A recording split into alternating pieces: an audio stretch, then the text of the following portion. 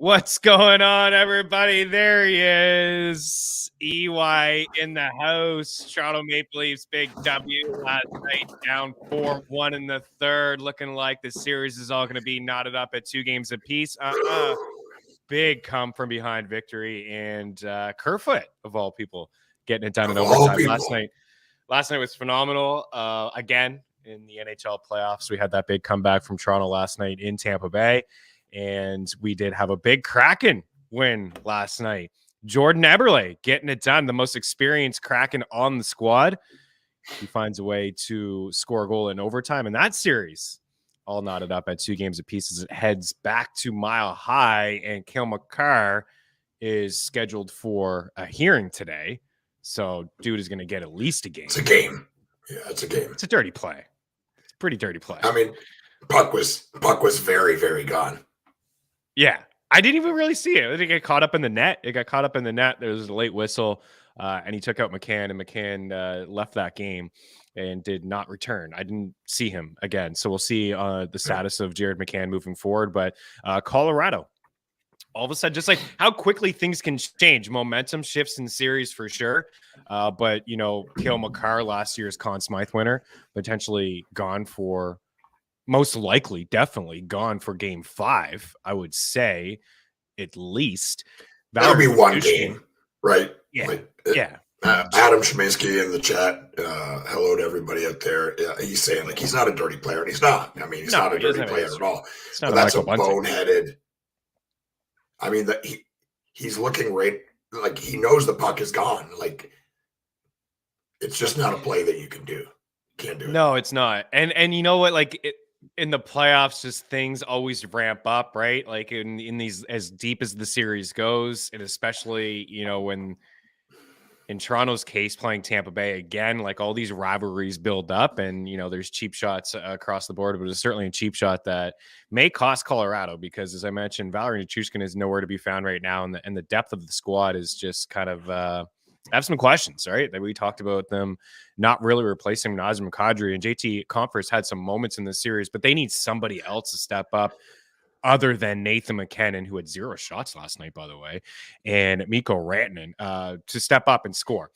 Vegas, big W last night. Winnipeg looks cooked. They look toast. I mean, losing Josh Morrissey, did not play in the game yesterday. He's done for the entire playoffs. And then Mark Scheifele left yesterday, I believe, after the first, and he didn't return to the game either. So the Jets are definitely shorthanded. It was an amazing come from behind.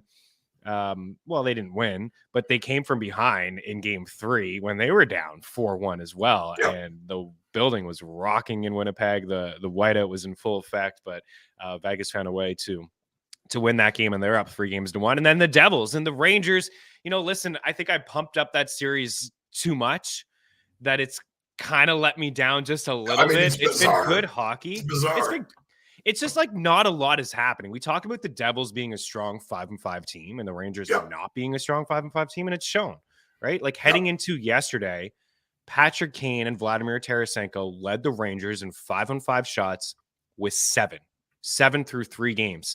The majority of their goals scored in the first 2 games in Jersey were power play goals. Chris Kreider had 4, like all deflections. And Kreider scored a goal in game 3. And then yesterday they get a Trocheck goal, but the offense is completely dried up. New Jersey all of a sudden heading back to their home arena. All the road teams have won in the series, and now that series is all knotted up at 2 games apiece. So we do have 3 games to get to tonight. The Bruins are not in action. The Boston Bruins. Yeah, the schedules. I don't know what's going on. It's a little weird, and the Leafs don't play until Thursday. So there's like we're starting to get into 3-game slates here. It could be all over for the Islanders tonight in Carolina. We will talk about Dallas and Minnesota with that series square at 2 games apiece as well. But we will hit up on all the 8 here, and we definitely will get some picks and some plays here for tonight's 3-game slate in the NHL. Adam Shemansky, as you mentioned, is in the house. Good morning. Welcome in. Troy as well. Our guy, Mr. Nowak. Finally, the day the Islanders get eliminated from the playoffs, man. Our Isles. Oh, rough go. Sorokin hasn't been as good as I expected him to be. He was early on in the series. I think we'll see a big pushback today. I think the Islanders win tonight, but have no choice. They got to win. They have to win. They have to, and that's why. Literally. Yeah, right? Like for sure. Tons of playoff experience, great leadership in Horvat and Lee and Nelson. Polak has played really, really good for them. Sorokin still, I mean, he hasn't had his Sorokin game yet, and I think we see that tonight. I still think the Islanders can pull this off, but we'll see. Yeah, I think they could too. Carolina's a very tough place to go win a hockey game, and the Hurricanes definitely struggle on the road, but did find a way to get that win. It is impressive what they're doing. Without 3 of their top 5, goal scorers, and we could call Pacioretty that, even though he only played for a week. Like, this guy has a lot of playoff experience and is those few weeks he was automatic, right? Like, as automatic as a shooter can be in the NHL. He's tailor made to play on that team and to be the shooter on the power play and be the shooter on the top line. And it sucks for them, sucks for him. I believe if he would have played the whole year, statistically, he may have had his best season ever. Yeah, he may have. Lee, $7 million, 3 more years. A small amount of time he played, right? Like, I mean, he was trending towards that. Yeah, and a team that really drives offense as well, and it's something that he does a great job of doing himself. Yep. As Troy says, Lee, $7 million, 3 more years. The captain. Bailey is the guy. Like, that contract is brutal. He hasn't done anything in, I feel like, a couple years. Like, he just doesn't show up in these big moments. Non-existent. He doesn't exist. No, he's not. And he's had opportunities playing inside the top 6, multiple times this season. $5 million, 1 more year. Paul Mary, $5 million. Listen, Paul Mary isn't the same sort of player, and this contract is maybe bad, but he's actually he's been a good player for a long time. Yeah, he's got a ton of experience, and he's actually, in my opinion, has been one of the better Islanders in this series.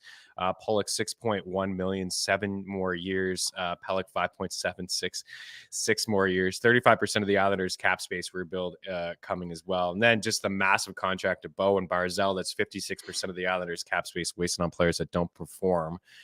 So we're taking some shots here early. Dark times ahead for the Islanders. Troy is in the area, I do believe, and he watches a lot of Islanders games, so he sees them firsthand. Having no top 6 wingers that can snipe really ruin their chances of advancing. It's not like the Hurricanes are a deadly offensive squad either at the moment, but they are winning the 5-5 battles, and the special teams play for sure.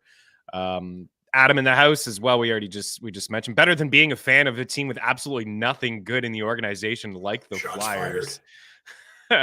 I'm sorry for your loss, Adam. I'm a Columbus Blue Jackets fan, so I have a bright future to look forward to. The injury-filled season made it hard to get through as a fan, but hopefully the pain pays off in the lottery. You guys are just being too kind to each other. We all know Connor Bedard's going to be in Blue, Blanc, Rouge. Let's get after what happened last night. Actually, before we do want to do a little bit of a housekeeping stuff. So free trials, ftndaily.com/free. DFS articles every day. We got some prize picks plays in there. We got goal scorers. We have lines to target in DFS. And you get all the sports, with the 3-day free trial over at ftndaily.com. So NBA playoff mode is happening. NFL draft in a couple days. So quiet on the NFL front. But we have an optimizer in PGA, NASCAR, MLB, and NBA. And ftnbets.com/free. You get all the picks across all sports over at ftnbets.com. When you have the package, you can use promo code Meaney, save yourself a little bit of cash here, but you can sign up for free and see what we're all about. Projections, tools, Discord channels in all of the sports. And when you have the NHL package, you have every single sport in every package. And we've had a lot of success here in the playoffs. Not going to lie, we're up just over 50 units since the playoffs got underway last Monday. We hit a nice 33-1 same game parlay the other day with the Bruins, and we topped it off with 125-1 same game parlay here. I don't like this GOAT stuff. George is our guy. He does some things like that, but these are the kind of things that you can do over at Bet365. For example, this ticket here had Bertuzzi and Hall for an assist, Matthew Tkachuk for an assist, DeBrusk, Marchand, Verhaeghe for a point, Taylor Hall for 2 shots, Marchand for 2.5 shots, the over on that, and Sam Bennett 2.5 shots, $5, and the return was $630. Those Bruins, man, I don't want to get into them too much. We can do it later if you want, but maybe just a quick little hit on the depth of this squad. Book's not adjusting for a guy like Tyler Bertuzzi and Taylor Hall. When you look at a complete lineup, you see these guys in the second, third line, second power play. But what we've said all year long is that it's such a luxury to have those players, and Charlie Coyle, who's been fantastic in the 2 games without David Krejci, in my opinion, when Bergeron and Krejci don't play, you would think this team would be in trouble. Those are their top 2 centers on the squad, not playing. And the Bruins go into Florida and win both of those games, and they're up 3-1. But again, books just didn't adjust. Like Taylor Hall plus money for a point, Taylor Hall plus 375 for an assist. He had a wicked weekend in Sunrise. He racked up 4 points in game 4, and I think he had a point or 2 in game 3. And Bertuzzi's had a point in every game. It's looking like we will see a Boston and Toronto matchup, an original 6 matchup. But man, the Bruins, like, what can you say about this squad? Like, losing those 2 leaders and still not really missing a beat is very impressive. Yeah, I mean, you said it all. And I think saying, you said this team, well, obviously with Bergeron and Krejci out, there is no problem for them. It's just so deep, and the structure of play and the belief in each other and the system that they play and the coaching and, players stepping up. Like, I don't think it should surprise anybody that all of a sudden Taylor Hall isn't a bad hockey player, right? Like, a couple years ago, he won the Hart Trophy. He was drafted first overall. He's made hundreds of millions of dollars playing hockey, and this should come as no surprise to anybody just because he's playing on the third line in Boston and is a little bit older. He's still, he probably is a top 20 hockey player in the league, top 25. Skating, size, speed, strength, shot, vision, like he does everything well. And here he goes, he wants to win a Stanley Cup. I mean, it's no secret. It's impressive, but it's not impressive when you really look at the depth. I mean, this might be one of the deepest teams we've seen in over a decade. For sure. I think it's one of the deepest squads I've ever seen. Yeah, it is special. And Dmitry Orlov has been fantastic in the series as well, right? Just another guy on the squad. So the Bruins are playing really good. McAvoy's a beast, man. People don't really talk about his physical presence too. Like, he had 8 hits the other day. McAvoy. He's a savage. The game 3, it started off with a face-off win in the corner, and McAvoy right away, like, laid somebody out within 5 seconds, just set the tone. And the Bruins rolled from there on out. All right, we've got 11 minutes without really getting into last night's Leafs game. You've been through a lot of emotion. There's no question, right? We all know this team. Baker's dozens worth of heart attacks last night.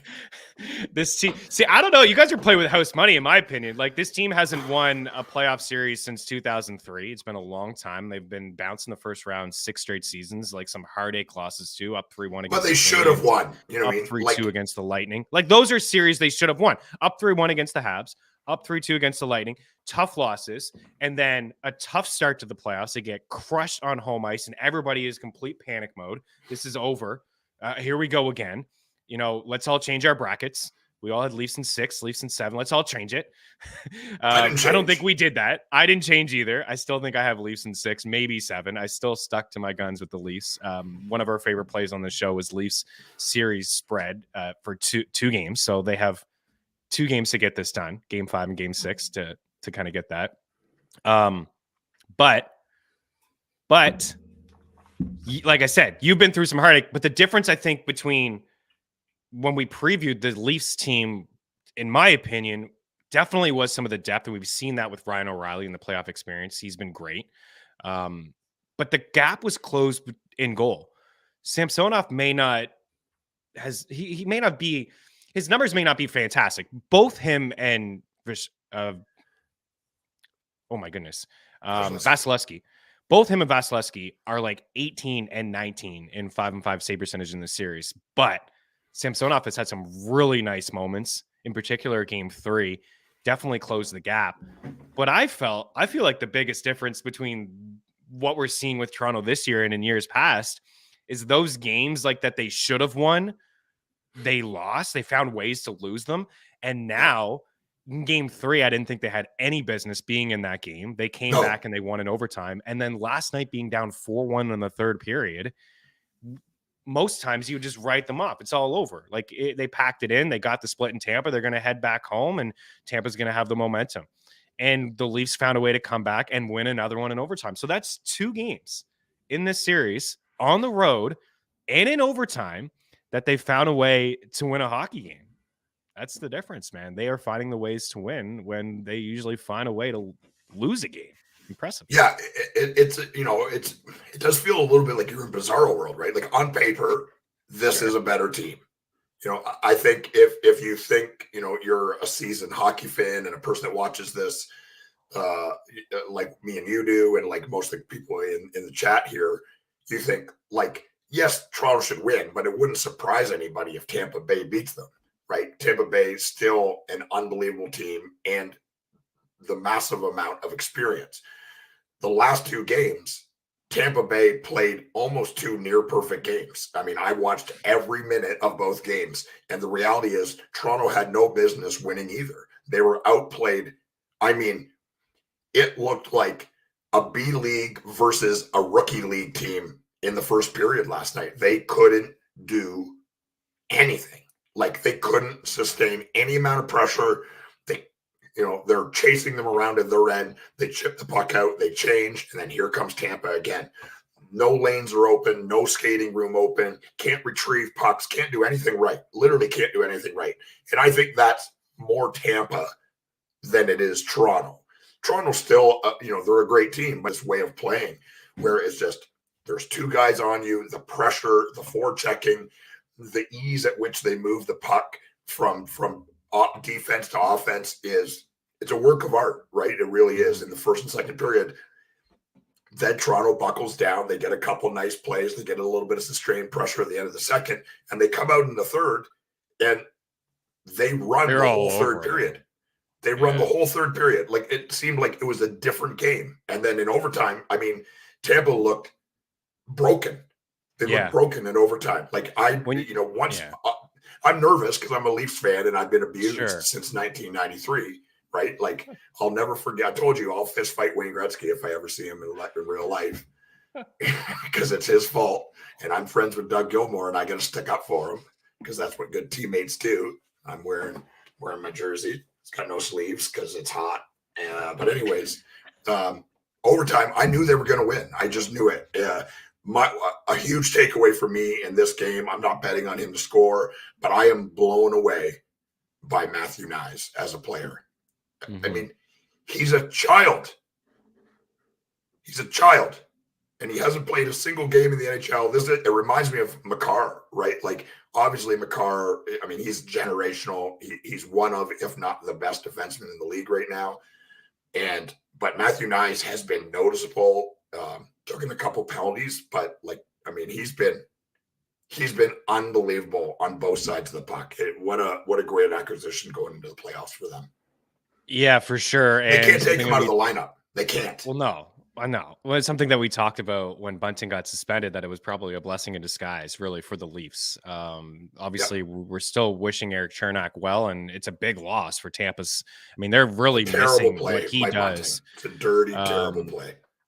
What Chernak does, like, he is strong in his own end. I mean, he's very physical and he blocks a lot of shots. He's definitely a really good penalty killer. But to your point on Matthew Knies, I noticed him right away. He's definitely going to be a good player in the league. He's got good instincts. The puck seems to follow him. He plays with a physical edge. But to your point, getting some ice time. And did you know that last night he played more at 5-5 than Ryan O'Reilly, William Nylander, and John Tavares at 5-5. So Sheldon Keefe is really leaning on him. He's recognizing the good play and he's rewarding it. He doesn't. He's done this before where he moves the lines around and he's. I mean, the reality is the big four have been the big four. Marner leads the entire league in points in the playoffs. Matthews was unbelievable last night. Once we got to the third period. But Matthew Knies has been one of, if not the most recognized for me. Like, I watch the minutia and every little second of every little play. He's doing everything right and is being rewarded, which is really cool to see. I mean, he was one of the only players making plays during the first two periods. So Sheldon Keefe is doing everything right now. Yeah, Keefe took a lot of heat, and I was giving it to him in the first game. I thought there was some craziness, like not getting his boys ready to go, and who knows? Like, coach can only say so much, but some of the line changes, some of the things, and I just thought they were pretty questionable. Some of the decisions that he made, but again, like, backs against the wall in the third period, you're down 3 goals. You want to double shift some of your guys, but he was rolling his superstars out pretty much every other shift, and he had some line movement, some changes, right? He switched up the lines a little bit, and it created a spark when I think he had Nylander, Marner, and Matthews together, and that certainly created a spark. And Morgan Riley's been great here in the playoffs as well. So I mean, I don't want to count out Tampa. I know, like we talked before that they're cooked, and people in our FTN Discord channel are saying, listen, they're 8-1 to win, to come back in this series. The Leafs have done nothing but lose big games, and Tampa's been the better team in this series. And now the pressure is all on Toronto to close this out. It's not really on Tampa. I mean, they've been to 3 straight Eastern Conference Finals, but we haven't seen a good game yet from Vasilevsky, in my opinion. I don't think he's been good in any of the 4 games. The Leafs have done a great job screening him, getting bodies in front. They've capitalized on some power plays, but yeah, you'd be silly to say that this series is over. But we were on Toronto as a show here, and I think a majority of the people were also in on Toronto. So that was a big takeaway for me as well. Nice. I wanted to bring that up because it's taking a look at the 5-5 numbers in terms of ice time. Ryan O'Reilly, 13:33, Nylander, 11:49, Tavares, 11:43, Matthew Knies, 13:37, Noel Acciari, 13:43 as well. So that line has been actually pretty good, even though there's been some movement. Acciari, Ryan O'Reilly, and Knies. There's a little bit of movement last night in the third period. Anything else you want to get into before we can always revisit some of these games if we don't get through the 3? We'll get through the 3 tonight. Is there any other takeaways that you have? Our guy here, Hammerhead Union, cracking in 7, dude, maybe cracking in 6. Who knows? Maybe 6. Well, it may be, and I'm here for it. Absolutely here for it. Anything else out of the games last night? I mean, Vegas and Winnipeg, Jersey and the Rangers, and then the Colorado-Seattle one. Anything else you wanted to get to before we turn the page here? No, I think we can move on. But I mean, the playoffs have been. I mean, the first round, right? It's just so good. Not sleeping a whole lot. Like, I mean, just amped, and I'm so excited watching hockey. Then it's for even worse for you because of the time change. But it's 1:00, and like I'm fired up, right? Like it's not like I'm just going to go and lay in bed and fall asleep. Like I'm not tired. My heart is racing. Like. It's crazy, man. I can't imagine you guys because I'm in a couple chats and most of my friends are Leafs fans, right? So I see it all. Like last night I was away from my phone, and then I see it first before the game starts. The Leaf fans are just so pessimistic. Well, we haven't played good in Tampa. We're down 2-1, so definitely don't think there'll be a lot of emotion. See, told you, 4-1. It's all over. Like, here it is. The Leafs are doing the same thing again, right? An opportunity to win, like a second straight game in the playoffs, and they can't find a way to have, put the nail in the coffin. It's something that we talked a lot about for years. Like, put that final nail in the Habs, in the Blue Jackets, in the Leaf, in the Lightning, all those things that we've talked about so much, right? And then being up 4-1 years ago against the Bruins and having it a little bit reversed, it doesn't make up for it, but it does feel good, I'm sure. But the whole roller coaster is they're done. It's 4-1. Oh my goodness, it's 4-4. Leafs are now winning the cup. The parade is back on. So it's all good fun. I love it. I'm here for it. I feel like Leaf fans have been through so much, and they deserve, at least some wins here. So, and as Adam mentioned, what we talked about before with Washington, when they finally got that first round over the hump, like the momentum that they started to get, the weight off the shoulders and feeling, oh my goodness, finally we've won a series. And again, playing with house money, and they are going to be dogs against the Bruins, but they are going to hang around with Boston. And if that's the series that we see in the second round, it should be absolutely fantastic. Let's get after tonight. Let's start here with Edmonton and LA, because this series has been absolutely amazing as well. Oh, it looked like the Oilers were dead, even though they have like it just be best of 15. I know, and I'm still so torn on all of this because me too. As we've talked about, like in the tracker, a 45-1 bet on the Kings to win the Stanley Cup in June. And when they were up 3-0 after the first period in Game 4, I was just like, you know what? Why didn't I just stick to the team that I liked the most before the season, all season long? And the reason I came off of them is because this Oilers team, like, they could have played anybody else in the West, even Colorado, and I'm pretty sure I would have picked LA to win the series. But it's just really feeling the momentum that Edmonton had heading in, the addition of Matthias Ekholm, the goaltending that they were getting. But you want to talk about coaching and making the right move. Down 3-0, you can never count this team out, because offensively, best offensive squad in the league. 5-5 goals, number one in the NHL since January 1st. They were getting the saves. The power play is historically good. Down 3-0, come back just like that, 3-3. Then down 4-3, came back late with a Vander Kane goal. And then they win in overtime with Zach Hyman. So it was looking like a potential stranglehold with the Kings up 3-1, now 2-2, heading back to Edmonton Oil Country tonight. Edmonton's minus 280 to win the series, and the Kings plus 220 to win the series as well. And taking a look at the odds this evening using our prop shop to get the best possible odds. The Oilers, of course, heavy favorites, minus 215 over at Bet Rivers, and the Kings at plus 195, and the over-under is set at 6.5. The last game was really the most high-scoring game we've seen in the series, and these teams played each other pretty tight and low-scoring throughout the regular season. Kevin Fiala added a nice little boost to the Kings as well. It's been a great series, man. It's been back and forth. McDavid has been quiet, 5-5 for the most part. He's capitalized when they get that Edmonton power play. When they get it, it's just not if they're going to score. It's a matter of when, the way they move that puck. It's crazy. Yeah. It's crazy. I mean, look, I'm a Maple Leafs fan. I have been one since my whole life, basically, since I was 3. I'm a Predators fan. They have a very poor power play, and watching that and then watching the Edmonton power play, you're just like, I mean, it doesn't even seem like the same game. You can't get the puck from them. They just have it and move it. It's amazing to watch. Now for you, is it Danault and Kopitar, or is it more of like the LA Kings have been very good at suppressing offense all year.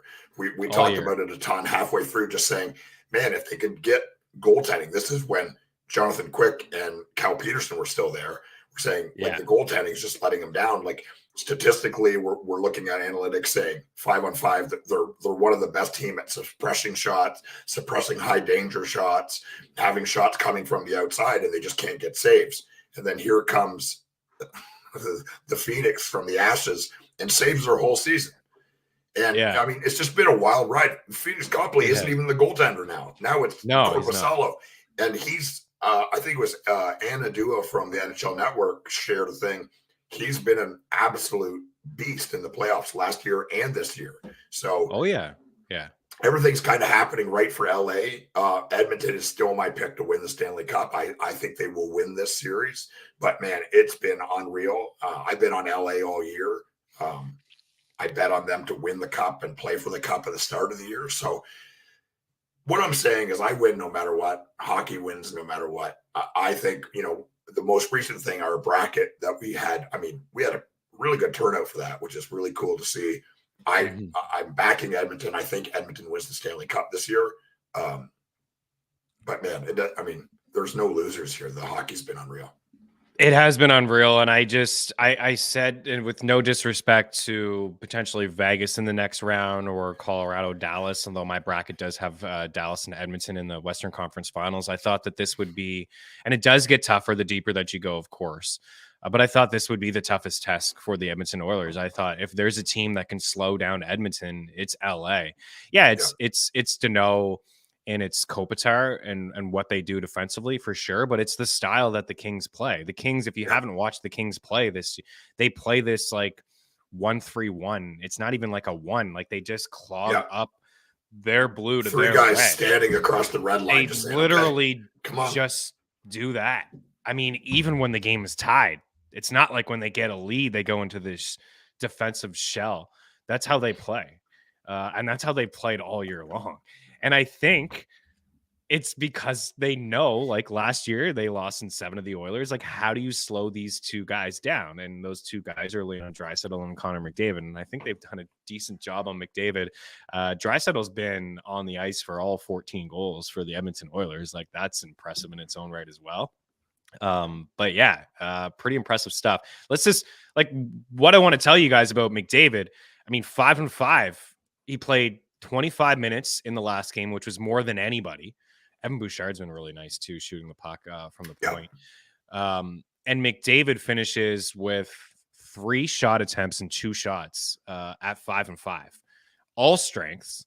I mean, it's not a massive difference. It's 5 shot attempts, but still no more, like only 2 shots. But overall in this series, and again, this is from our friends over at Natural Stat Trick. I mean, they do a great job of breaking everything down. You can look game by game, or you can look series by series. Overall, McDavid at 5-5 has 13 shot attempts and 10 shots. These are the guys that have more shot attempts than McDavid for the Edmonton Oilers in this series. Kulak, Ekholm, Cody Ceci, Nugent Hopkins, Hyman, Nurse, Kane, Warren Foegele, Leon Draisaitl, Evan Bouchard. So they're doing a pretty good job on McDavid. For him to have 10 shots at 5-5 through 4 games of the series is remarkable. So again, doing a great job. I agree with this. Like Yamamoto and Ryan Nugent Hopkins, they just like not. I don't understand. Like Yamamoto, this guy gets an opportunity to play with studs every night, and he just doesn't do anything. Nugent Hopkins has been pretty quiet apart from the power play, but I agree. Nurse hasn't been all that good. Certainly in his own end, he hasn't been that great. But Draisaitl's been great. Kane and Hyman have had really nice moments, especially on the road lately. And now you got to go back to Edmonton. I do like the Oilers to take care of business tonight, but I think it's going to be another tight. We could see another overtime. We've seen 3 overtimes already in this series, 3 in a row. We could see another one here tonight. What any predictions you have for this evening? Yeah, I like I said, I think Edmonton wins tonight at home.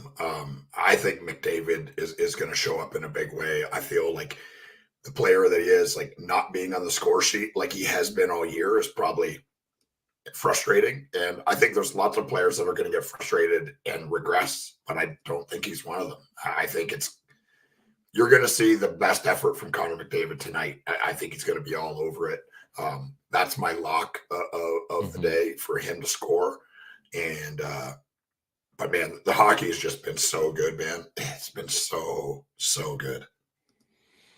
It has been. I got a couple plays here for tonight. So I think McDavid bounces back as well in terms of shots. All these guys, we can't get the 2.5s anymore. It's been fun. We did some same game parlay with Hyman and Kane 2.5, and each for a point that paid 5-1. Draisaitl opened up the series at 2.5 at a decent price. We could take as a single. He's moved around a little bit. I got a Connor McDavid and Martin Necas parlay at DraftKings. McDavid over 3.5 shots and Necas over 2.5 shots. Necas is at -140, so it's a little bit juice to take as a single. That pays +178. I got Zach Hyman for an assist at +110. He's been pretty good to us here through the series. I got Evander Kane for a point at -134 and Evander Kane for an assist at +215. And I agree, we have to go back to Kempe. He didn't hit. He's had at least 3 shots in 11 straight playoff games, which have all come against the Edmonton Oilers. He's averaging 5 shots per game over those 11. And I was just talking about some of the shot attempts on the Edmonton side in this series. Adrian Kempe leads all skaters in this series, and it's not even close in terms of shot attempts with 39. He's got 39 attempts. He has 20 shots. The one pause I may have is that Kevin Fiala came back. Kevin Fiala came back last game on that first power play, and it does help out that power play. But without Kevin Fiala, Kempe's the shooter. He's the guy that they go to, the half boards. But now with Kevin Fiala, it gives them another option and another shooter in this game. So taking a look at the Kings 5-5 numbers from Game 4, Arvidsson had 9 shot attempts and Philip Deneau had 8 shot attempts. That's part of it too. Those guys are not only playing against McDavid for the most part, they're creating offense. 17 shot attempts between Deneau and Arvidsson and 10 shots at 5-5 is very impressive. Kempe had the 6 shot attempts and 3 shots at 5-5. Kevin Fiala didn't do a whole lot at 5-5. He played a lot. He played 27 minutes, or 18 minutes at 5-5. He had the 3 attempts and 3 shots. So not bad, right? Not bad at all. But when you include the power play, a few more attempts from him. So 5 attempts. And I'm seeing here Kevin Fiala from Troy, 2.5. I do like that one as well. Those are the 2 guys. And you know what? Maybe Victor Arvidsson at 3.5 is somebody awesome to consider as well. He just, as you know, right? The guy just loves to shoot the puck, right? He does at all times. Yeah. we're getting, or the LA Kings fans are getting playoff Arvidsson. Like, he would be a very good player all season, and then the playoffs would show up, and he would be one of, if not the most noticeable player on the ice. And that's what's happening for the Kings right now. He is all over the place, just forechecking like a lunatic, shooting the puck. I mean, obviously, Kempe is the shooter, right? I mean, if everything goes right and LA has their way, when the puck goes toward the net, it's coming off of Kempe's stick. That's what they want. That's how their team is made and how the structure is made and the plays are drawn up. Obviously, it's hockey and bounces and sticks break, and it's not going to be Kempe shooting every time. But when LA does things right, it comes off of Kempe's stick. And the other person that it's been going really well for is Arvidsson. I got him and Kempe to score for LA tonight. And on the Edmonton side, I got McDavid and Draisaitl. Comes no surprise. Those are the two players. Yeah. So I'm in on the Hyman and the Kane points and assists, but I do feel like Kane is he had the empty net goal, I think in game 2, and then a big tying goal for him late in game 3. He does check a lot of boxes for me as well, Evander Kane. So I'm going to go with Kane. I think I'm with you on McDavid. I think McDavid does score tonight, and I like Kempe to score tonight and Victor Arvidsson. But I like Evander Kane here at plus 126 for 4 shots. I think, and I was going to go Bouchard. That's right. Bouchard, who, Bouchard the other night was 1.5, which was fantastic to see. I believe that was on Prize Picks. Now he's 2.5 at minus 108. Also like the point at plus 135 for Evan Bouchard. Like that power play, it is just, again, I know we already talked about it, but when you have McDavid and Draisaitl right here, and it just leaves a lot of shooting lanes open for Bouchard, and he kind of plays pitch and catch with Nugent Hopkins. So, I mean, the power play is lethal. There's a lot here. I would rank them Kempe 1, 3.5, McDavid 3.5. I would go Fiala 2.5. It's juiced at minus 145. Then I would go Kane at 3.5 and Arvidsson. Arvidsson's 2.5. It is juiced at Bet Rivers minus 150, but 3.5 you can get at plus 130 at DraftKings. But for a point, Kane point, Hyman assist, Bouchard point. And then I'm going to do like a same game parlay with Kopitar and Kempe just together. Those two guys would pay about plus 125, plus 130. And then I'll get nuts here with Edmonton. Aaron Rodgers, wrong show, Ryan. Wrong show, dude. Mean Streets is in an hour. We'll be talking Aaron Rodgers to the Jets. We want to get through some hockey, but Ryan, we do appreciate you stopping by here. Okay, Dallas and Minnie, take it away. Go ahead, 2-2. What you think? Thoughts on the series? Thoughts on tonight? I mean, it's been surprisingly good, and not that the hockey wasn't going to be good. It's two really good teams, but there's been tons of offense, which is not what anyone thought was going to happen. It's been really physical. Every time Ryan Suter touches the puck, he's getting booed like crazy when they're in Minnesota.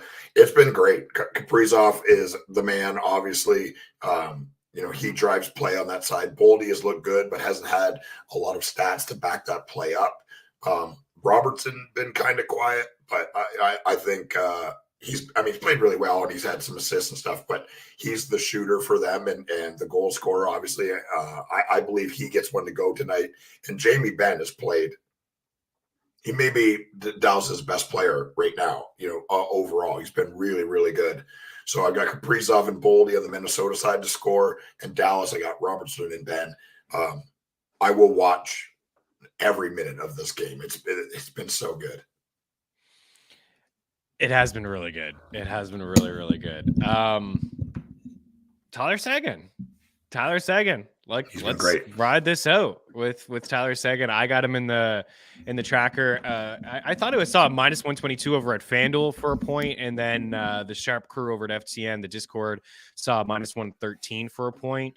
I know it's tough, right? Minnesota and the good goaltending that they have, but I'm in on the 2 units for Tyler Seguin to pick up a point. I like the over 2.5 shots at minus 134. I like the assist at plus 182. Tyler Seguin has been really, really good in this series since game 2, when even halfway through game 1, when Joe Pavelski came out and they bumped up Tyler Seguin to the top line. He's been fantastic. And I like the matchups that Dallas is going to get on home ice. And Minnesota did a great job in the 2 games of kind of like suppressing the shots. Like we didn't see Heiskanen or Wyatt Johnson was great in games 1 and 2 on home ice. And, Sagan and Pavelski and Hintz, all these guys were very successful hitting their shot props in games 1 and 2. And in games 2 and 3, they were fairly quiet.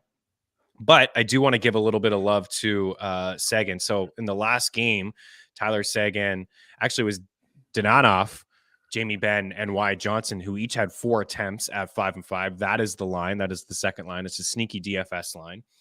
They each had 2 shots at 5-5 and 4 attempts. But Tyler Sagan checked a lot of boxes for me as well. Sagan had the 3 attempts and 2 shots. And when you include the power play, it's kind of been the trigger man on the PP.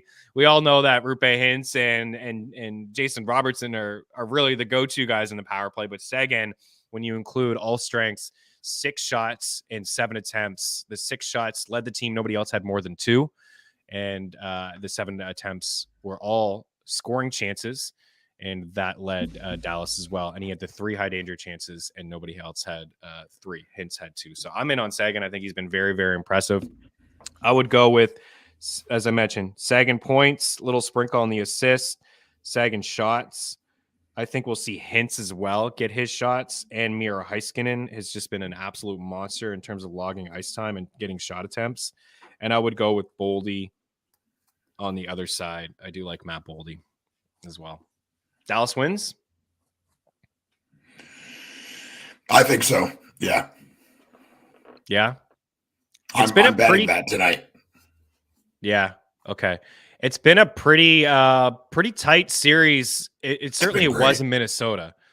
Like the 5-5 plays is pretty much dead even for the 2 games in Minnesota, but Dallas has been slightly better. The better team, at least from game 1 and game 2. I want to give you guys the overall leaders in terms of shot attempts. It's Robertson with 31 and Heiskanen with 28 and Tyler Sagan with 26. And Wyatt Johnson's next, guys, with 25 and some really strong games from him. Home ice, Kaprizov and Boldy lead the way from Minnesota, 28 and 26. But Boldy does lead the way in terms of shots on goal. I think Dallas wins as well. I think Edmonton and I think Dallas. I kind of have a lean to the under. Dallas and Minnesota, the under there. Maybe tight checking. Such an important game, right? They're all important, but when the series is tied 2-2, that 5th game is just, it's everything. All right. Carolina and New York. You thought the Islanders still not dead, still have some hope, some fighting hope there. They're going to need a fantastic game from Ilya Sorokin, and they're going to need to be better, I think, on special teams, man. These guys are not killing penalties, and they're not capitalizing on the power plays that they do get. I like Martin Necas, and I like Brent Burns. Burns was quiet in game 3, first game on the road, and he did hit the shot prop in game 1 and games 2 pretty easily, and then he did it in game 4. Martin Necas has been pretty consistent in terms of getting shot attempts. I put him in the tracker, as I mentioned, with McDavid. He's a little bit juiced, but I'd be looking at Burns. I'd be looking at Necas, and I'd be looking at Sebastian Aho as well. Books are kind of sleeping on him. But you like the Islanders, I think. I do. I just think that there's too much veteran leadership. This is too good of a team. And Sorokin, I mean, we haven't saw his A game yet. And I think we get it tonight. We said this going into the playoffs. If the Islanders are going to compete, then Sorokin is going to be the best player on the ice. I think tonight he's going to be the best player on the ice. I think I think the Islanders win. I've got Lee and Nelson both scoring. I got Nelson in a 3-way parlay with Robertson and McDavid. I think that's a really good bet. Look, Carolina's a great team. They've looked like the better team in the series, but we haven't seen the Islanders' best game. On paper, if you look at it, I mean, the reality is I think that Hurricanes should win, but I still am of the theory the farther this goes, the slower and the less likely they are to play Hurricanes hockey as the playoffs go. So maybe that starts tonight. I don't know, but I'm betting on the Islanders to win tonight, and for Lee and Nelson to be a big reason for it. Horvat possibly as well. We haven't seen a lot from him yet. But I think Sorokin, we get his A game tonight, and I think the Islanders win. just losing money all the time on the Islanders. I just don't want to, from a betting standpoint, I don't want to pick them. But I'm kind of with you. I feel like they do force a sixth here. And I still like the under in these games, even though like they're 5.5. Juiced 5 is like kind of like plus money. Yesterday too, like 5.5, under 5.5 was plus 100 in the Rangers and the Devils game. Was like, I'm just gonna take this. Unders are not fun, but hey, there hasn't been much really happening at 5-5. AS in the house, smash Carolina in regulation plus 100. AA will be rocking tonight. American Airlines, that is for sure. Dallas, fantastic. And AS, Gustafson or Fleury tonight. Imagine they go to Fleury tonight. My goodness. I think we'll see Fleury. I think they might. Come on. He was asked about it when they started Fleury and he got shelled. He said, look, man, we've been doing it all year. I mean, it shouldn't come as any surprise. That's literally never happened ever in the history of the NHL. Like, a guy sets a franchise record and then is immediately sent to the bench. I don't think that game wasn't on Fleury. A lot of those goals weren't on Fleury. They did not play well. But I mean, it's interesting. I don't know. I don't have a dog in the fight here. It doesn't matter to me. And I think Fleury playing tonight would be very, very interesting for hockey. So all the time. I think so too. Gustafson's been really good in the series. Pascal in the house says he got anytime goal plus 500 for Sebastian Aho and assist plus 225 again this morning. Yeah, nice. Just because low scoring, right? I mean, there is value with some of these guys in this game because Vegas is not expecting a lot of offense here. So you see plus 172 over at FanDuel for Sebastian Aho for a goal. And the assist prop is decent as well, plus 146 I'm seeing. But yeah, shop around, use our prop shop to get the best possible odds. Just taking a look at Carolina overall at 5-5. It is Brent Burns. These are the shot attempt leaders for the Hurricanes at 5-5 in the series. Burns at 21, Brady Shea at 20, and Brett Pesce at 17. Jordan Martinook, I took at over 1.5. If you could see 1.5, I'd actually take that. I don't mind it. Natchez is next at 13. He does lead all skaters with 10 shots at 5-5 with Brent Burns. When you include all strengths, nothing has really changed. Burns at 31 for the attempts, Shea at 23, and Natchez at 21. And then again, Jordan Martinook at 21. Not hitting the score sheet often, but he's just putting pucks on net from corners, basically. And then the Islanders at 5-5, shot attempt leader is Ryan Pulock, and then Brock Nelson. Kyle Palmieri's in there with 16, and at all strengths, you see Brock Nelson and Anders Lee there, 25, 22, and Palmieri. Those would be the guys I'd be taking a look at. Marty Barzal's had some opportunities as well in this series, but I'm just going to stick to Burns, Natchez, and if I was to pick one Islander, it probably would be Brock Nelson for me, maybe Lee, and then into Barzal. George in the house. Whereas we get out of here, I think one of these sharps in this chat need to jump on the show for a minute or two right now. Everybody's super sharp. Everybody is absolutely sharp here, and that's what we love about the crew. And then we see George updated the bracket for us. There you go. 3-1 Bruins, 3-1 Leafs, 3-1 Hurricanes, 2-2 series tied. Devils, Rangers, Oilers, and the Kings, as well as the Dallas Stars in Minnesota, and Colorado and Seattle in there as well. And then Vegas with the 3-1 series lead. Okay. You want to wrap up? You want to do the wrap there with some goal scorers there for the boys and girls? Yeah, I got Lee, Nelson, Aho, Natchez, Kaprizov, Boldy, Robertson, Ben, Arvidsson, Kempe, McDavid, Draisaitl. I've got 2 3-way parlays. I got McDavid, Robertson, and Kaprizov as kind of like a sure thing. And then I've got McDavid, Robertson, and Nelson as another one that's interesting. My lock of the night, I said it earlier, is Connor McDavid. It's a coward's way out, but he's going to be full flight Connor McDavid tonight, guaranteed. Full flight. Okay, so recap for me. Kempe shots. I like Kane. I like McDavid. I like Fiala. I like Natchez, Brent Burns. I like Sagan.